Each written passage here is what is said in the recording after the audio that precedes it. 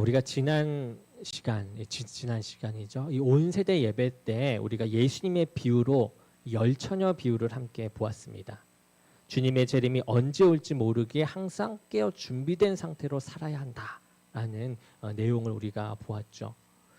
오늘은요, 그 비유를 계속해서 이어가면 좋을 것 같아서 예수님의 비유 두 번째로 문화 비유를 준비했습니다. 이 문화 비유를 통해 우리가 주님의 재림을 기다리는 동안 어떻게 살아갈 것인가, 이것을 구체적으로 말씀을 살펴보며 나누려고 합니다. 이 오늘 함께 살펴볼 비유를 이해하기 위해서는요, 먼저 이 당시 이 배경과 그때의 배경과 정황을 알면 더욱 좋습니다. 누가복음 19장 11절 말씀을 우리가 먼저 함께 보겠습니다. 자, 함께 보겠습니다. 시작. 그들이 이는 자기가 예루살렘에 가까이 오셨고 그들은 하나님의 나라가 당장에 나타날 줄로 생각함이더라. 아멘. 여기서 말하는 이 그들은 누구이냐? 바로 이 앞 얘기를 보게 되면 이 삭개오의 이야기가 나옵니다. 이 삭개오의 집에 모여있던 사람들이 바로 그들이었어요. 키 작은 세리 삭개오는 예수님을 만난 후에 놀라운 변화를 경험하게 되죠. 그는 자신의 소유 절반을 가난한 자들에게 나누어 주겠다라고 했고, 누구의 것을 속여 빼앗게 되면 4배로 갚겠다라고 결심도 합니다. 이 결심에 예수님께서는 오늘 구원이 이 집에 이르렀다라고 선언하시죠. 사람들이 이 장면을 목격하면서 모두 놀라워했을 것이에요. 세리가 이렇게 변화됐다라는 것이 너무나도 놀라운 일이거든요. 그것도 악명 높았던 삭개오가 변하다니. 하지만 이 구절에서 또 다른 중요한 배경을 발견할 수가 있는데, 사람들은 지금 하나님의 나라가 당장에 나타날 줄로 생각했다라는 이 대목입니다. 당시 많은 유대인들은요, 메시아가 오시게 되면 바로 이 로마의 압제에서 자신들을 해방시키고 다윗의 왕국을 회복할 것이다 라고 기대를 했던 시대라는 거죠. 예수님이 이 예루살렘으로 가까이 오시자 그들은 드디어 때가 왔다라고 흥분을 했을 것입니다. 이런 오해를 바로잡기 위해 예수님께서 이 비유를 또한 이 말씀을 하세요. 하나님 나라는 그들이 생각하는 것처럼 정치적 해방이나 당장의 물리적 왕국의 설립이 아니다라는 거죠. 그리고 이 비유에는 또한 당시 사람들에게 잘 알려지지 않았던 잘 알려진 역사적 사건이 이 배경으로 깔려 있습니다. 주전 4년에 이 헤롯 대왕이 죽은 후 그의 아들 이 아켈라오가 유대 지역을 통치하기 위해서 이 로마 황제의 승인을 받으러 갔던 사건입니다. 유대 지역을 통치하기 위해서요. 당시 이 아켈라오는 로마 황제의 승인을 받으러 갔지만 이 유대인들의 원하지 않는 그 반대의 마음 때문에 그가 통치하기를 원하지 않아서 이 반대 대표단을 보내게 됩니다. 결국 이 아켈라오는 왕이 아닌 이 분봉 왕으로서 작은 지위만 얻게 되죠. 그리고 나중에는 그마저도 잔인한 통치 때문에 빼앗기고 유배를 떠나게 됩니다. 예수님께서 이 역사 사건을 비유의 배경으로 사용하셨다는 거죠. 그때 이 청중들은 바로 이 상황을 아마 떠올렸을 것이고 더 받아들이기 쉬웠을 것입니다. 그들에게 이 익숙한 이야기를 통해 깊은 영적 진리를 지금 가르치고 있는 것이죠. 왕의 모양은 다르지만요. 이제 비유의 내용을 이제 차근차근 하나씩 보고자 합니다. 먼저 귀인은 10명의 종에게 각각 한 문화씩 나누어 주면서 내가 돌아올 때까지 장사하라라고 이야기합니다. 여기서 이 문화가 무엇일까? 이 문화는요, 당시의 화폐 단위입니다. 한 문화는 보통 사람의 석 달치 임금을 말해요. 이것은 달란트 비유에서 나오는 이 달란트보다 훨씬 작은 액수죠. 한 달란트가 약 20년치 임금에 해당한다면 문화는 그 60분의 1 정도입니다. 이 비유는 이 마태복음 25장의 이 달란트 비유와 너무나도 비슷해요. 그러나 이 중요한 차이가 있습니다. 달란트 비유에서는 각 사람의 능력에 따라 5, 2, 하나의 달란트를 다르게 주었습니다만 문화 비유에서는 모든 종에게 동일하게 한 문화씩 주었다라는 것입니다. 돈을 맡긴 후 이 귀인은 이 한 문화씩 이렇게 맡긴 후에 이 귀인은 왕위를 받으러 먼 나라로 떠나게 되어요. 그리고 왕이 되어 돌아온 후에 그의 종들을 불러서 어떻게 돈을 사용했는지 이제 결산을 시작하는 내용입니다. 이 첫 번째 종이 와서 보고하죠. 주님이여, 당신의 한 문화로 10문화를 남겼습니다. 여러분, 여기에서 우리가 놀랍게 여길 수 있는 것은 원금의 10배 수익을 올렸다라는 것도 있겠지만 다른 흥미로운 점도 있습니다. 먼저 이 10배 수익이 올렸는데요. 이 학자들에 따르면 이 고대 사회에서 이런 높은 수익률은 거의 불가능하다라고 합니다. 예수님께서 이런 과장된 표현을 사용하신 것은 이 종의 놀라운 성실함과 그리고 더 중요하게는 주님의 이 관대한 보상을 강조하기 위함이지 않았을까라고도 추측해 보아요. 여기서 흥미로운 점은 그리스어 원문을 보게 되면 이 종이 당신의 한 문화가 10문화를 만들었다라고 말해요. 마치 이 당신의 한 문화, 즉 이 문화 자체가 이윤을 냈다라는 뜻으로 이 표현을 하고 있다라는 거죠. 이것은 그가 자신의 공로를 내세우지 않고 주인이 맡겨준 것에 초점을 맞추는 아주 겸손한 태도를 보여주고 있음을 시사합니다. 왕은 이 종에게 그 이후에 잘하였다 착한 종이여, 내가 지극히 작은 것에 충성하였으니 10고을 권세를 차지하라라고 말하죠. 석 달치 임금을 가지고 열심히 일한 대가로 10고을을 다스리는 권세를 받았습니다. 이것은 상상 초월하는 보상이죠. 두 번째 종도 와서 주인이여, 당신의 한 문화로 5문화를 만들었나이다 라고 보고합니다. 그 역시 훌륭한 수익을 냈고 왕은 그에게 너도 5고을을 차지하라 라고 말하죠. 여기서도 투자 수익에 비해 엄청난 보상이 주어집니다. 그런데 이 세 번째 종의 반응이 완전히 달랐어요. 그는 주인이여 보소서, 당신의 한 문화가 여기 있나이다. 내가 수건으로 싸두었나이다. 이는 당신이 엄한 사람인 것을 내가 무서워합니다. 당신은 두지 않는 것을 취하고 심지 않는 것을 거두나이다 라고 말합니다. 이 종은 주인의 돈을 투자하거나 활용하지 않고 그저 안전하게 보관만 했다라는 거죠. 왜 그랬을까요? 여기서 말하길 그는 주인을 엄한 사람이다 라고 생각을 해요. 이 종은 주인이 이 엄한 사람, 이 불합리하고 가혹한 사람이다 라고 오해했다라는 것입니다. 주인은 이 종의 변명에 이렇게 얘기하죠. 악한 종아, 내가 너의 말로 너를 심판한다. 너는 내가 두지 않은 것을 취하고 심지 않은 것을 거두는 엄한 사람인 줄 알았느냐? 그러면 어찌하여 내 돈을 은행에 맡기지 않았냐? 그리했으면 내가 그 이자와 함께 그 돈을 찾지 않았겠니? 라고 말해요. 그리고 주인이 명하죠. 그 한 문화를 빼앗아서 10문화가 있는 자에게 주어라. 그때요, 주변 사람들이 이렇게 얘기합니다. 주여, 그에게는 이미 10문화가 있습니다.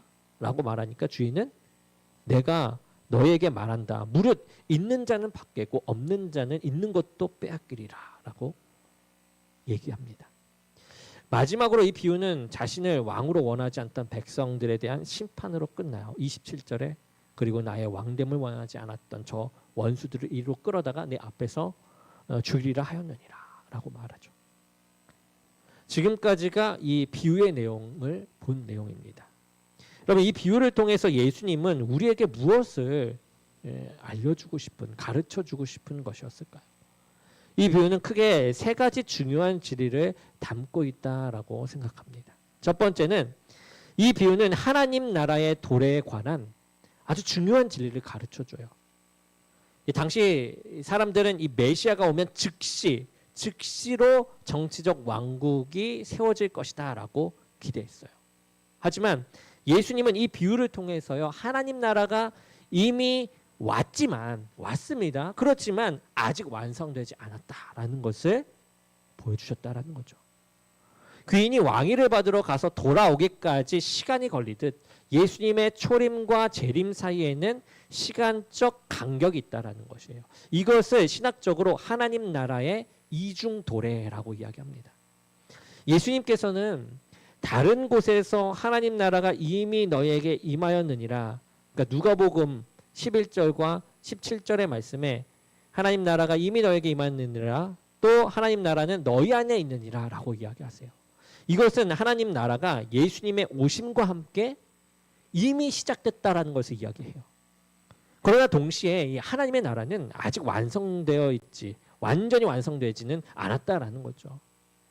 예수님께서 재림하실 때 하나님 나라가 온전히 이루어질 것입니다.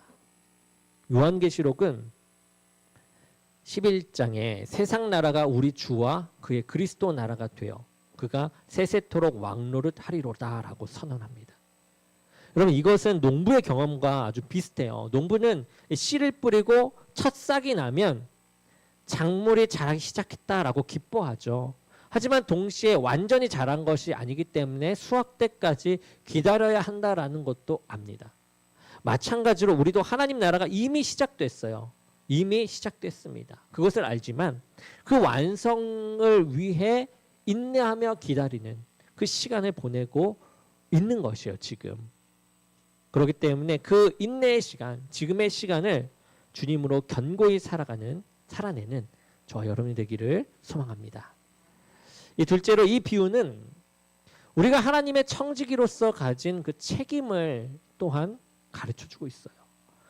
귀인이 종들에게 문화를 맡겼듯이 하나님은 우리에게 많은 것을 맡기셨습니다.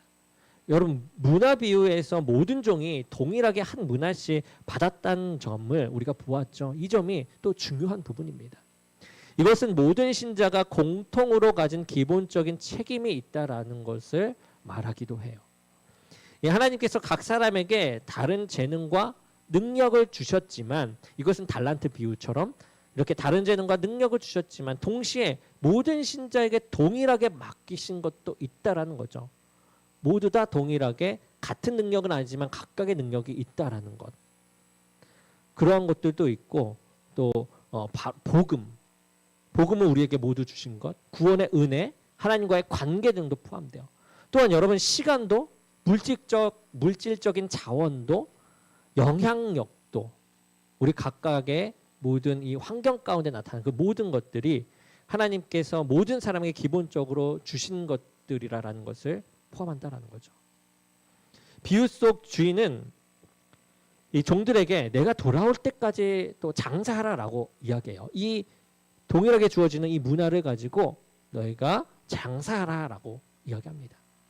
여기서 이 장사하라라는 것은 단순히 너희가 돈을 뿌리라라고 얘기하는 뜻이 아니라요. 활동을 해라, 일을 해라, 사업을 하라라는 그런 의미를 가져요. 즉, 이 주인이 맡긴 것으로 적극적으로 일을 하라라는 것이죠. 우리는 흔히 이제 나는 특별한 은사가 없어요라고 말할 때가 있어요. 하지만 모든 사람은 하나님께서 맡기신 그 문화를 가지고 있다라는 거죠. 중요한 것은 그 크기가 아니라 우리가 그것을 얼마나 충성되게 사용하느냐라는 것입니다. 그러므로 우리가 하나님께 맡겨주신 문화를 우리가 찾아내고 또 그것을 가지고 충성되이 사용할 줄 아는 저와 여러분이 되기를 소망합니다. 세 번째로 이 비유는요, 주인, 이 하나님에 대한 올바른 이해의 중요성을 가르쳐주고 있어요. 이 세 번째 종은요, 주인을 엄한 사람으로 오해를 해요. 그 결과 두려움에 사로잡혀 아무것도 하지 않는 그런 모습을 보입니다. 많은 사람들이요, 하나님에 대해 이와 비슷한, 이 종과 비슷한 오해를 해요. 어떤 사람은 하나님을 오직 무서운 심판자로만 생각합니다. 두려운 존재로만 생각해요.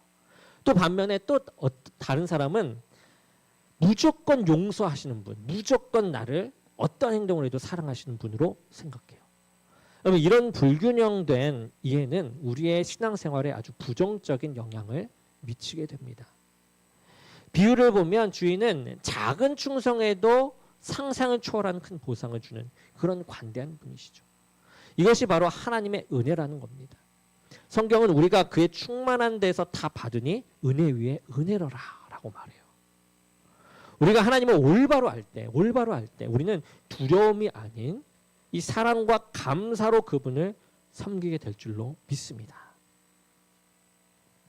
더 나아가서 이 비유에서 주인은 첫째와 둘째 종에게 너는 지극히 작은 것에 충성하였으니 라고 해요. 지극히 작은 일. 이 작은 일에 충성하는 그 원리, 이 원리를 우리에게 가르쳐줘요. 이 원리는 우리의 신앙에 아주 매우 중요한 부분입니다. 작은 충성이에요. 우리는 종종 이 거창한 일을 하고 싶어 한다라는 거죠. 나중에 크게 봉사할 거야. 은퇴하면 선교사로 헌신할 거야. 이런 느낌의 말들을 하면서 지금 눈앞에 있는 작은 일들을 우리가 소홀히 할 때가 있다는 것입니다.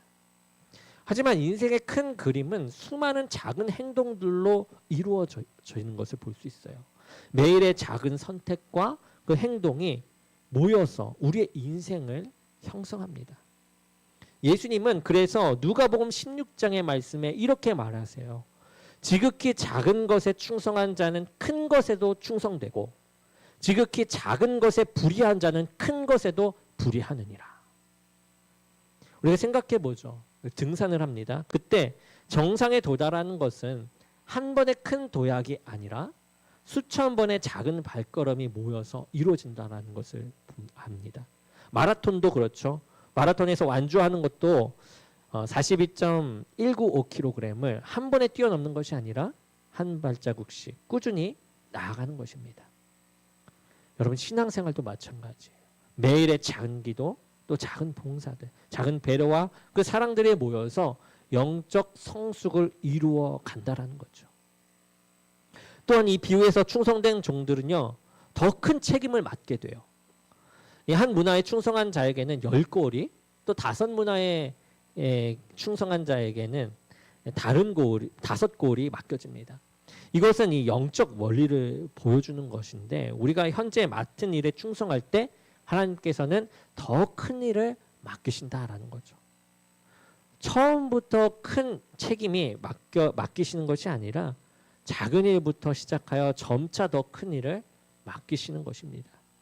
초대교회의 지도자들도 처음부터 중요한 역할을 맡은 것은 아니에요. 그들은 먼저 작은 일에 충성했고 점차 더 큰 책임을 맡게 되었어요.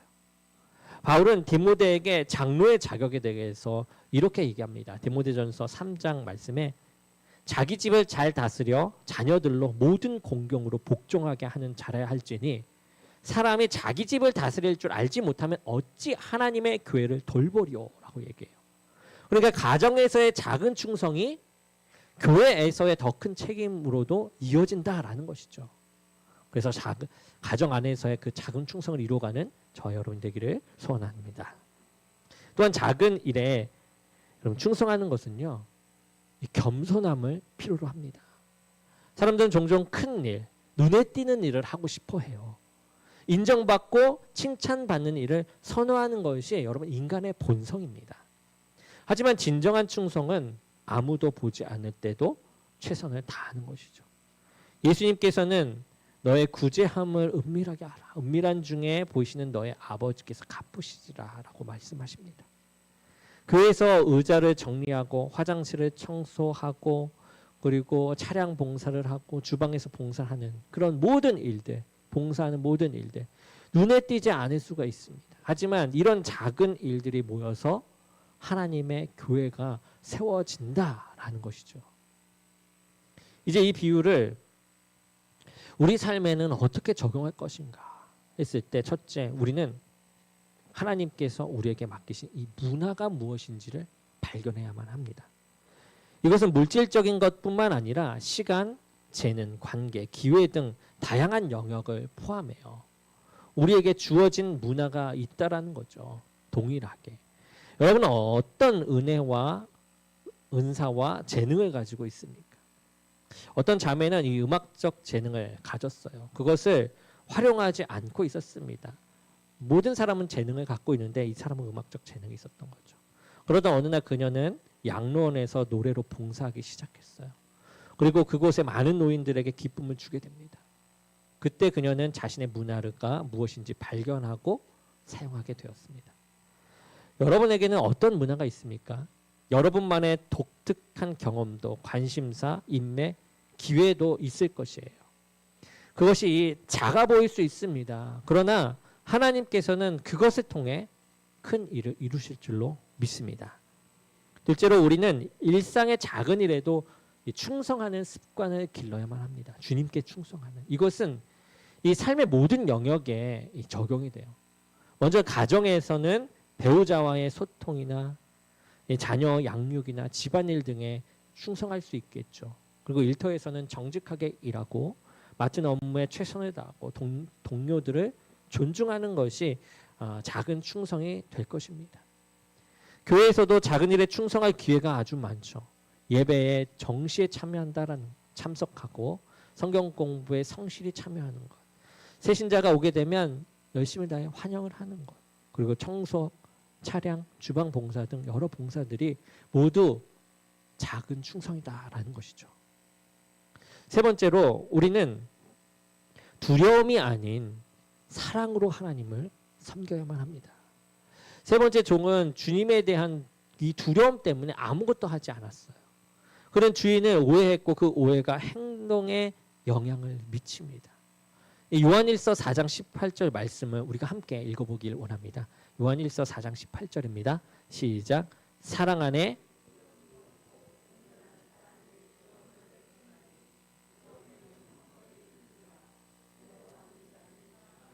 온전히 이루지 못하느니라. 아멘. 우리가 하나님을 사랑하면 그분을 섬기는 것이 의무가 아닌 기쁨이 되어져요. 우리는 벌을 피하기 위해서가 아니라 사랑에 대한 응답으로 그분을 섬기게 된다라는 것이죠. 두려움 때문에 섬기는 게 아니다라는 거예요. 이러한 기쁨이 우리에게 넘치게 될 줄로 믿습니다. 아멘. 네 번째로 우리는 현재의 이 충성이 미래에 크게 보상받을 것임을 기억해야 합니다. 비유에서 충성된 종들은 상상을 초월하는 보상을 받게 되죠. 때로는 우리의 섬김과 헌신이 헛된 것처럼 느껴질 때가 있습니다. 변화가 보이지 않고 열매가 나타나지 않을 때도 있어요. 하지만 여러분 포기하지 마십시오. 하나님께서는 그 모든 것을 보고 계시며 때가 되면 주님의 방법대로 주님이 생각하신 대로 주님이 우리들에게 가장 적합하고 필요한 것을 보상으로 허락하실 것입니다. 말씀을 정리합니다. 우리가 지난번에는 열처녀의 비유에서 우리는 주님의 재림을 깨어 준비해야 함을 보았죠. 오늘 문화 비유에서는 그 준비가 단순한 기다림이 아니라 주님께서 맡기신 것에 적극적으로 충성하는 삶임을 보았습니다. 마치 농부가 씨를 뿌리고 수확을 기다리는 동안 땅을 가꾸고 물을 주고 잡초를 제거하는 것처럼 우리도 주님이 오실 때까지 그 맡겨진 문화를 찾고 그 문화로 열심히 장사해야만 한다라는 것이죠.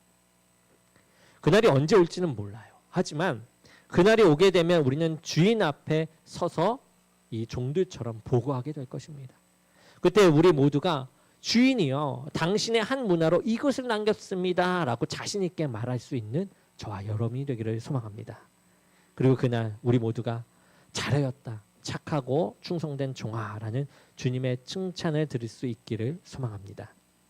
우리의 작은 충성이 하나님 나라의 큰 이야기 속에 귀한 역할을 감당할 것입니다. 지금 이 시간 이후부터 우리 모두가 하나님께서 이 맡기신 그 문화를 발견하고 작은 일에 충성하며 사랑으로 섬기는 삶을 살아가기를 주님의 이름으로 간절히 축원합니다.